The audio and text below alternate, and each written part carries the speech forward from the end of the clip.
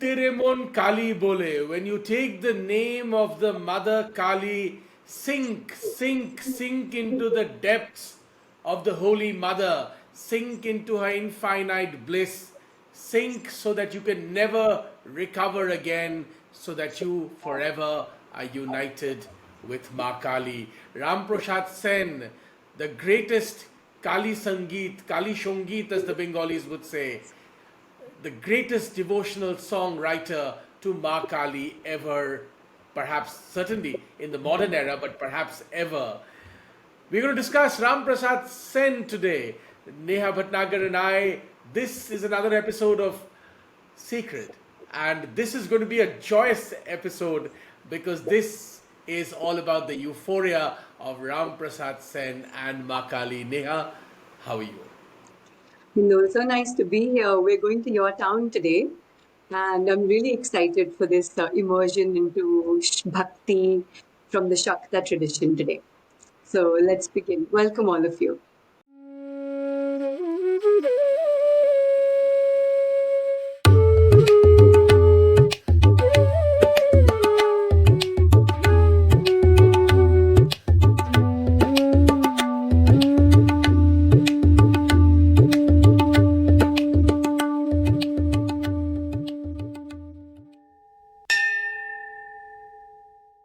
Ramprasad Sen, 18th century, brilliant man, lots of potential, born in Hooghly district in Bengal. By the way, Neha, do you know that he was born in the same community that I come from, the Boiddo community or the Bodhi community? Essentially a community which had a lot of doctors at one point. Right. Oh, his father was an Ayurvedic doctor. That's right. I didn't know you come from the same community. All the Sens, the Sen Guptas, the Das Guptas, we are Ah, all part of the same clan. that makes sense now. Anyone in your family who's in the medic profession? Yeah, my grandparents, my Uh-huh. grandfather rather, and many other, my father's uncles, cousins, all kinds of people. Actually, for a long time, most of the people in my family were in the medical profession. Interesting. So, similarly to Ramprasad Sen, you did not follow in those footsteps and took on the written word. Tell us more about him. No, he's such an incredible figure. I really feel that Ram Prasad Sen is one of those people who really, as we were just saying, he's born in a family of great medicinal practice.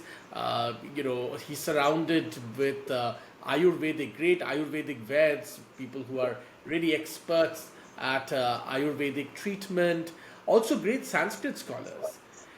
So he's really surrounded by a particular kind of atmosphere where I think slowly but surely something triggers within him. And it's also part. He's also part of a milieu where this the Shakta worship, the worship of Maa Kali, is so ingrained in he comes from the Hooghly district of Bengal. I mean, these are areas where the entire it's they're suffused as it were with Kali worship, the Shakta tradition.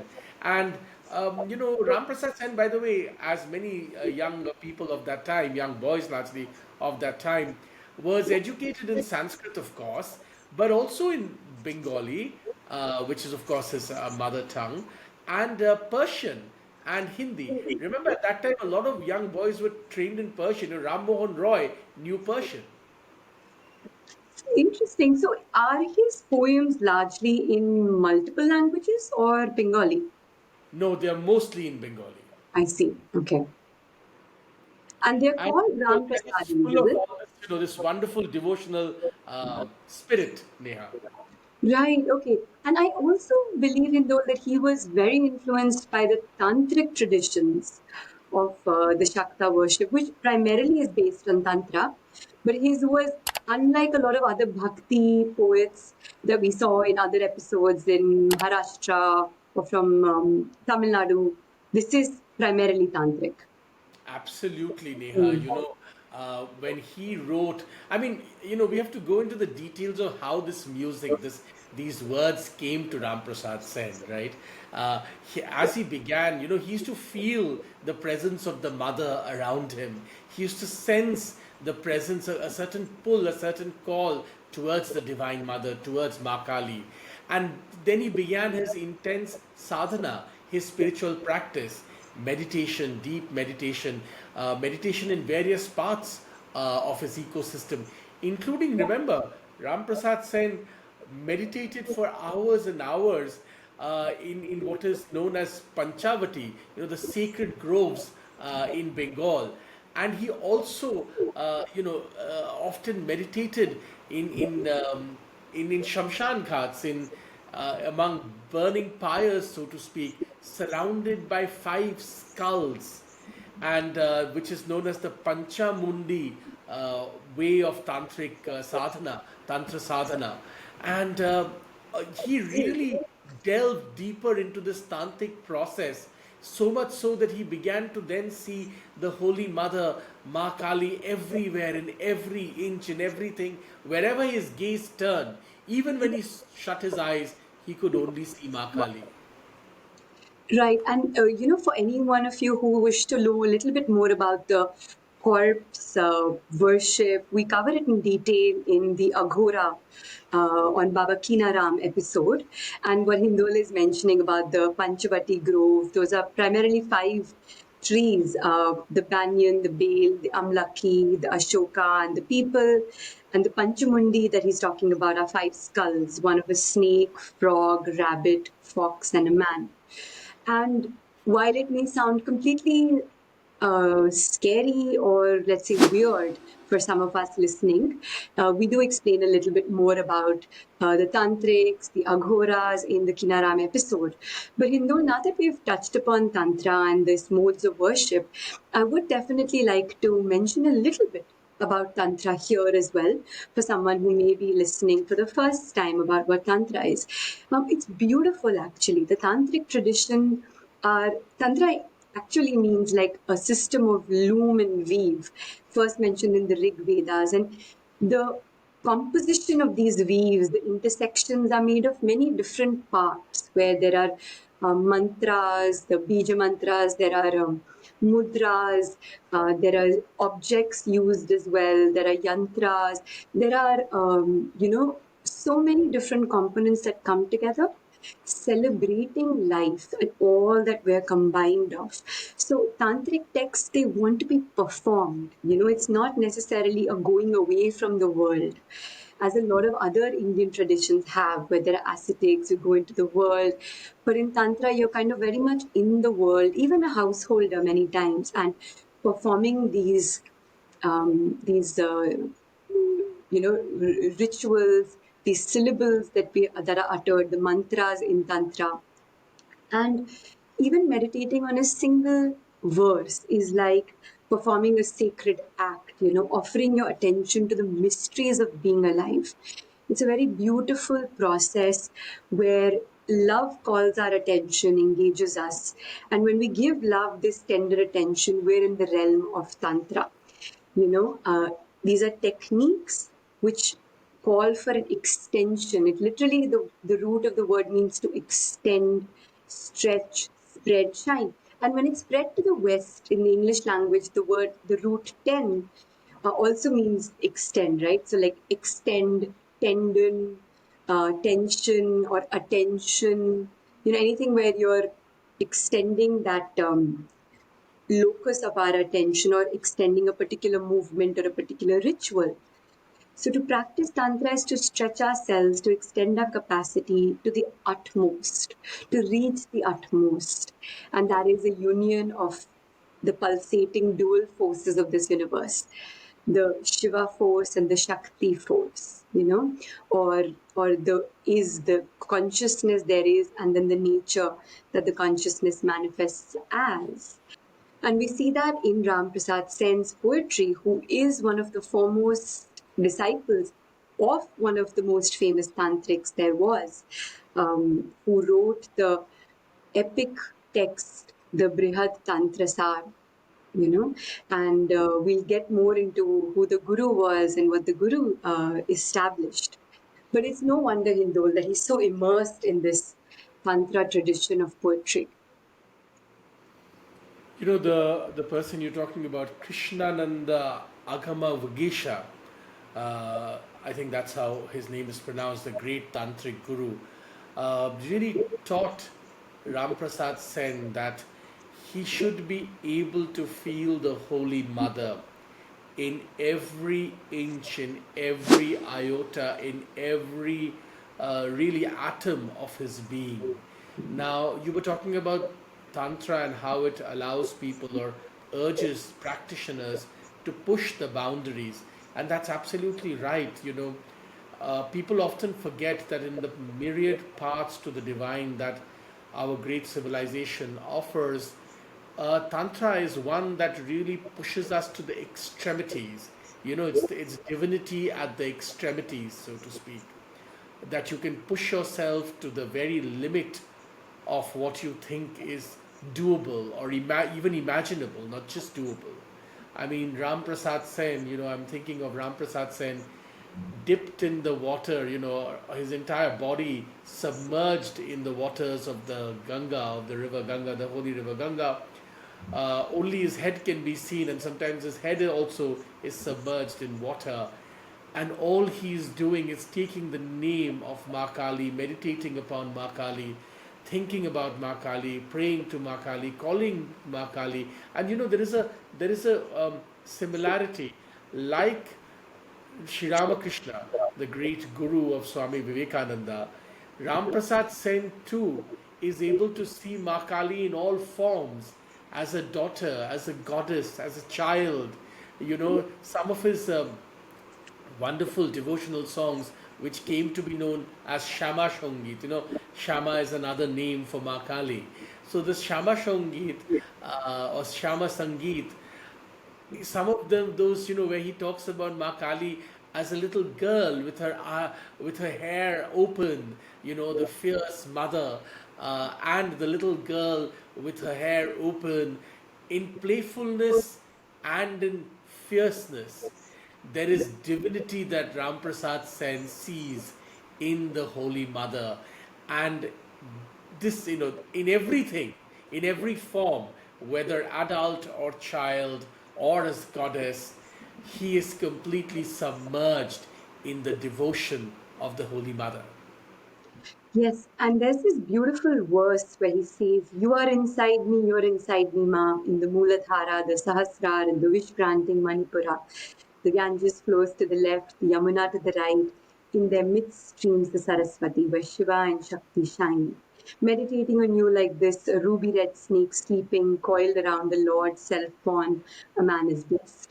And this Hindol is very beautiful because in the Tantric tradition, there is a lot of emphasis on visualization, meditation, on the aspects of the body. And so what he's talking about are literally the chakras of the body in which you imagine, visualize the deities residing. There's also this complete love affair with the breath, because breath is actually is a rhythm that pulsates throughout, right, our lives. And so like symphony of ongoing rhythms, Tantra kind of, celebrates these many symphonies in our lives. So, for example, brains have waves and hearts pulsate, breath oscillates, senses vibrate. Tantra is attending to these rhythms. So, Ramprasad Sen is taught by his guru to go within.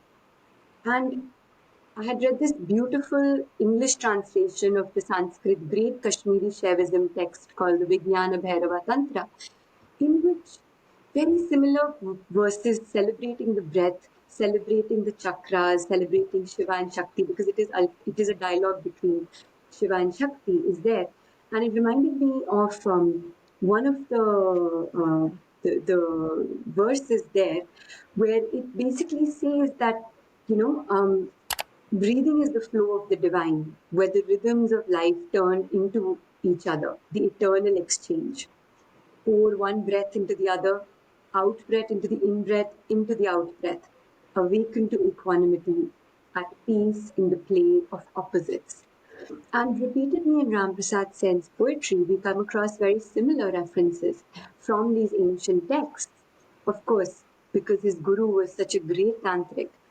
And in that, as you were saying, standing in the river neck deep, on the corpse in the cremation ground, in the Panchavati Grove, wherever he was immersed deep within himself, and by immersion into himself, he was immersed into Kali as either a goddess, mother, or as a little girl, you know. And these ways of immersion, be it the tantric aspect of Shaktism or the tribal folk aspect, which is more based on, let's say, possession or healing, and the devotional or bhakti aspect of Shaktism, which is based on love for a specific goddess. All these are interwoven in Ramprasad Sen's poetry, and we see the zenith, as you said, of Kali devotion. And there is a democratizing power in Ramprasad Sen's work which we must mention. You see, before Ramprasad Sen, a lot of devotional music was, in a sense, very structured on forms, formats, and words, drawing heavily from Sanskrit, which were, perhaps not accessible to many common people. With Ramprasad Sen, we take that leap as we do with Sri Ramakrishna. Ramprasad Sen, in a sense, has this intimate relationship with the Holy Mother. And therefore, when he's writing in Bangla, in Bengali language, he's writing in the language, in the vocabulary, with the grammar and idiom of the common man. He's Yes. using popular baul music, strains from there. He's of course drawing from his classical learning. He's taking colloquial Bengali. He's putting it all together in ways, forms, and formats with emotions that everybody understands. He democratizes this worship, quite like Sri Ramakrishna. He democratizes this worship and brings it to everyone.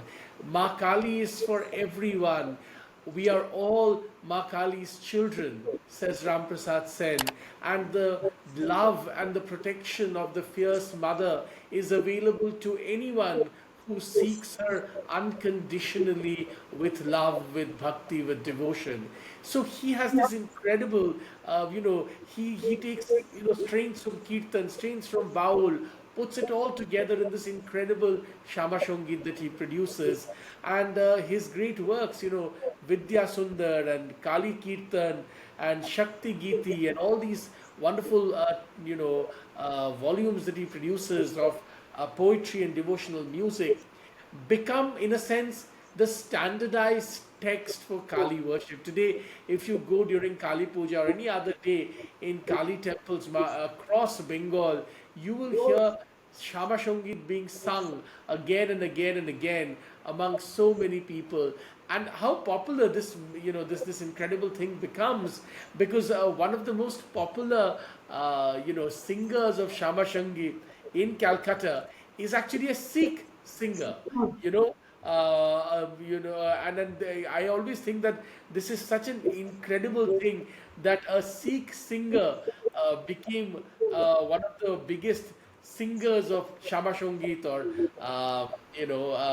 the great Ramprasad Sen's work. And I'm of course talking about Amrik Singh Arora, a Bengali Sikh who's infused in the devotional practices and this music of Ramprasad Sen. And imagine how, what a democratizing power, right, Neha? I mean, imagine not just Bengali Hindus, but here is a Sikh who's so impacted by the power of the devotional music of Ramprasad Sen that he becomes one of the finest singers of this craft. That's a beautiful anecdote, Hindol. And we must at this point acknowledge patrons of art who allow this to flourish, right? Because in his life, there were two such figures who really helped us have Ram Prasadis today available, this music available.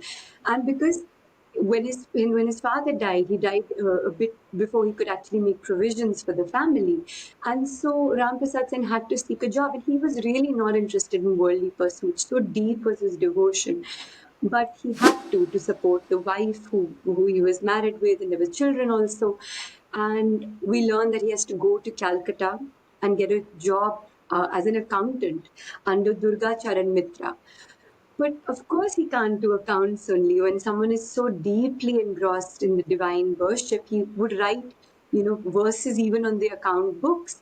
And of course, some jealous colleagues, or maybe colleagues who just thought he was completely mad, reported this incident. But Durga Charan Mitra's greatness was such that he recognized that this is no ordinary, man, and he could see that there is definitely a very great divine touch within him. He said, "Go back to your village, just focus on your writing. I'll pay the same salary for you sitting there." And this continued, right, for a while. And then at one point, we learn of Raja Krishna Chandra of Nadia. He was a landlord under Nawab Siraj Uddola of Bengal, who heard his songs once when he was, boating on the Ganges River and Ramprasad Sen was singing. And he was so touched that he asked him to be the court poet. Of course, he would not come because he would be immersed in meditation and his practices. And yet the Raja gave him a title of Kavi Ranjana and gave him 33 acres of land, and told him to continue writing. And that also helped. But of course, again, not a worldly man. Even then, the land started falling fallow because there was no one to take care. He would not turn up for that. And then we learned that through intense practices, he had another vision in the of the mother, and then the mother provides. For him and his family. They never had opulence, but they never had to suffer again. And so, repeatedly along this journey, we see the mother take different forms. Sometimes come as someone, and just give food for the family, or he has to fix a fence, and sometimes she comes as helps in fixing that, or sowing the land, or so.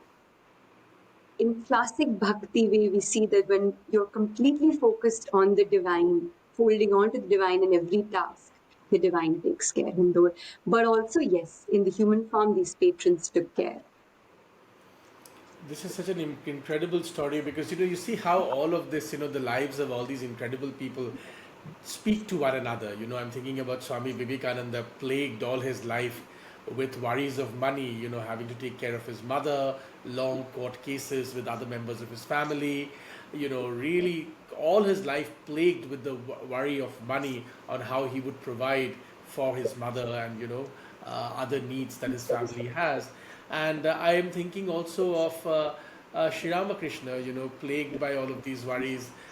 Swami Vivekananda goes to Sri Ramakrishna and, and also it talks about how there is a great crisis of material things. But Sri Ramakrishna's promise to Swami Vivekananda and to all his disciples that, bhat kapure obhav hobe na, that you will not suffer for the want of, you'll never be very rich and you'll never be very prosperous, but you will never want for basic things. You will never want for food. You will never want for clothing. Your basic needs would be taken care of. That is so similar to what you just said, that Ramprasad Sen could not obviously enjoy the land that was given to him and, perhaps the prosperity that came to him. And yet, Maa Kali provided, Maa Kali ensured that he would never want of the basic things, at least, of life. So, unconditional surrender, Sharnagati, always means that the divine will, God will, in some form or the other, at least give us what we need. We often confuse what we need with what we want. And I think if we are truly devoted, we always get, we are blessed and we are granted through infinite grace to get what we need, not always what we want. And Ramprasad Sen too, of course, gets as much as he needs. It's an incredible story of great bhakti and how Ramprasad Sen really creates almost like a, his own school of bhakti. He's a very central figure in the entire pantheon of the bhakti movement in Bengal. But he's also pioneering because before him, this kind of work for Shama Shongit has never happened, and he's absolutely pioneering in doing this, in bringing this incredible new format of worship to life. And you mentioned Ramakrishna giving Swami Vivekananda and the disciples advice.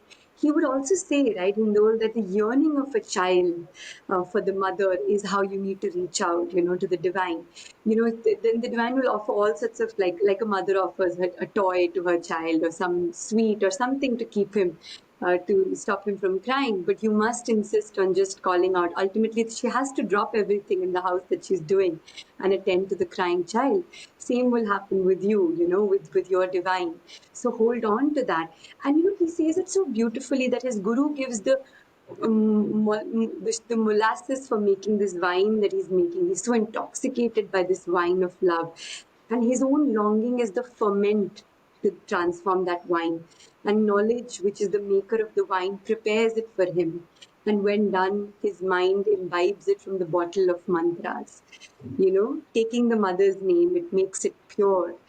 And so this intoxication for the mother, because he says that the root of life, like the purpose, is devotion. Salvation or the desire to reach, somewhere is just, he calls it, is the maid. It doesn't matter. He in one of his verses he says, I don't want to dissolve into sugar, I want to taste the sugar. So he does, even though he's God realized, he wants to still keep, reciting her name or performing the rituals, because that gives him so much joy. And that's the means, is just the journey is about the means, not necessarily the end which he'll reach. Just that journey of life is sweetened by all of his devotional practices. And much like in mental health and all, we see that we need to plant these tools that are skillful and helpful for the mind, for it to not go against us, but to protect us. And we can hear that beautiful verse of his, monore. We'll play it for our listeners here. Monore krishika januna. So he too likens this mind to this field, and he says we don't know farming properly, but if we plant the name of Maa Kali, these are the helpful seeds to plant, which will make the mind fertile. Ultimately, it is the soil, and what we put into it or what we take out is what will protect us. And for him, it's like the name will protect. It will make this, it's a fence on this field. No death can come near it. And of course, he means like of the immortal self. Yes, Monore Krishika Janina. The heart, the soul knows no other work, including, of course, work in the fields, but only the devotion, the worship, the absolute surrender to the Holy Mother. Incredibly, but perhaps not surprisingly, um, actually, Ramprasad Sen gave up his bodily self on Kali Puja day. It is said that he was singing, he was singing the songs that he had composed so beautifully, all the Shama Shangit again and again to the Divine Mother. And then in that ecstasy of surrender, in that ecstasy of celebration, in the ecstasy of bhakti, he gave up, in a sense, his bodily self and he died, he passed away. How apt and incredible that he died, he passed away, he gave up his bodily self, Neha, on Kali Puja. Yes, he would jokingly say that you think you can understand her, this goddess. I can only smile. You think that you can truly know her. I can only laugh. But what our minds accept, our hearts do not. Hands try to grasp the moon, we the goddess. And so when you said that walking into the water to immerse this idol, he too gave up his life, it's it's so apt for this, because all his life he tried to grasp the goddess, and actually he even found her, and yet he felt like it was just not enough. He can't seem to find her. And by giving up his body on that day, for me, I saw this small documentary on him. It was beautifully acted, actually, Hindol, the way he's going into the water. It was just this surrender, that this hypnotic surrender. At least now, let me fathom you, the depths of you. Quite literally in the depths of the water, he gave up his body as well to be immersed in her. And when Hindoli says ants try to grasp the moon, we the goddess, it also reminded me of our Muktabai episode, Mungi Urali Akashi, where she Yes. also talks about ants, trying to swallow the sun. And I think it's not necessarily to mock us or mock our small intelligence. If anything, all of us are also capable of that level of depth of love or bhakti or service or any high ideal. But I think what he says is anytime we bring this I-ness or the ego-ness is when we become these tiny ants, trying to grasp the moon or swallow the sun. Yes, absolutely. Like I said, I mean, it's so apt that he gave up his bodily self on Kali Puja. It is almost, it is apt but absolutely unsurprising, perhaps, that it is almost like Ramprasad Sen went home to his mother, you know, uh, after a lifetime of absolute devotion and wanting to know her more and more and more, like a child goes back into the arms of its mother. Ramprasad Sen went back to the Holy Mother, to Maa Kali. An incredible story, an incredible man, Ramprasad Sen, considered really one of the great mystics of Bengal, one of the great bhaktas of Bengal, part of the great bhakti movement in Bengal, in the great tradition, of course, of Shakta worshippers of Maa Kali. It is his music is forever. I have no doubt will live on forever. As long as there is worship of Maa Kali, there will be Ram Prasad Sen's music and his poetry. Thank you so much for joining us all on this episode. Looking forward for more suggestions from your end for any lesser known saints that you would like to know more about. Thank you so much. Thanks, Indore. Thank you very much. Namaste. Namaste.